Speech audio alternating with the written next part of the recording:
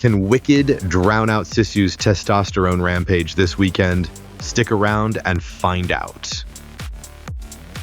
First up, we got Wicked for Good, the second half of the story where one girl gets green skin and the other gets an Oscar campaign. The sequel follows Elphaba and Glinda as they fully embrace their new identities. Cynthia Erivo as the outcast monster/PETA activist, and Ariana Grande as the popular, politically compromised suck-up. This time we're back on the yellow brick road, with the Wizard, a talking goat professor, and Dorothy apparently teleporting in from the Kansas City Chiefs. This episode of The Real Housewives of Oz is longer, darker, and edgier, and to compensate, the flying monkeys at Universal Studios planted 9 million tulips to soften the octave trauma. So get ready for another 2 hours of a very expensive pop concert with green makeup and high notes. Wicked for Good drops November 21st. Sisu, Road to Revenge, the best John Wick replacement, is back for round 2. Jorma Tommila returns as the quiet Finnish commando who talks only through violence and heavy breathing, dismantling his murdered family's house and hauling it across Soviet-occupied territory like it's IKEA furniture. Set in 1946, he's just trying to find a safe place to hang curtains when Stephen Lang, a Red Army officer, decides to hang him instead. The film is basically Road Trip meets Death Wish, fueled by revenge, so intense a Russian embassy actually complained about its anti-Russian themes. Road to Revenge drops November 21st. And if you're into war movies where physics takes a coffee break, this one's your ride. Welcome to Altered, where humans get upgraded like iPhones, and the poor are still buffering. It's about genetically perfect humans being jerks to normal people, like high school, but with less pimples. The cinematography's so choppy, it looks like someone threw the footage down the stairs and said, yeah, that's the final cut. Basically, X-Men meets low-budget genetics, and everyone's modified, except Tom Felton, the only guy still running on factory settings.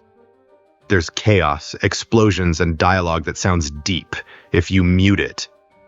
So go watch it, November 21st, and experience what happens when someone gives ChatGPT a camera.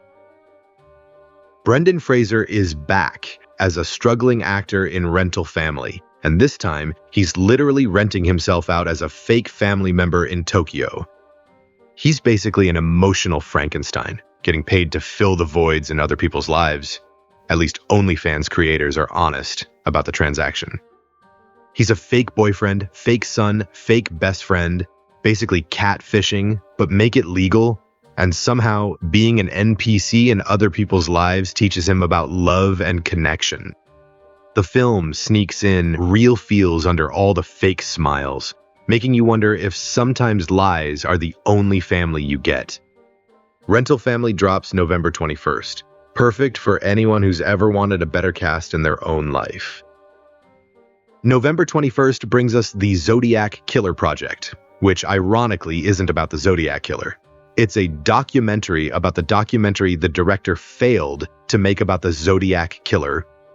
Director Charlie Shackleton narrates over endless B-roll of swaying trees and abandoned roads, explaining these shots were meant for the emotional, dark, and highly manipulative film he actually lost the rights to.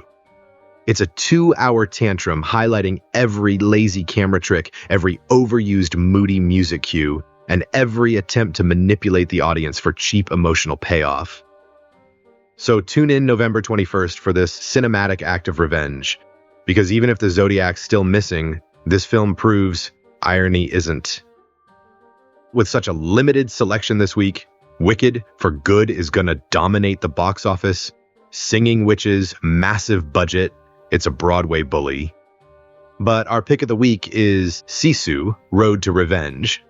It's Mad Max on steroids with a vengeance hangover.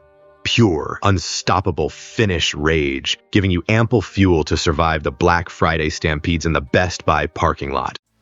Bottom line, Wicked's for dreamers, Sisu's for screamers, and the rest, just take them to the cleaners. Check back next week for your weekly dose of movie madness, and as always, let's get watching.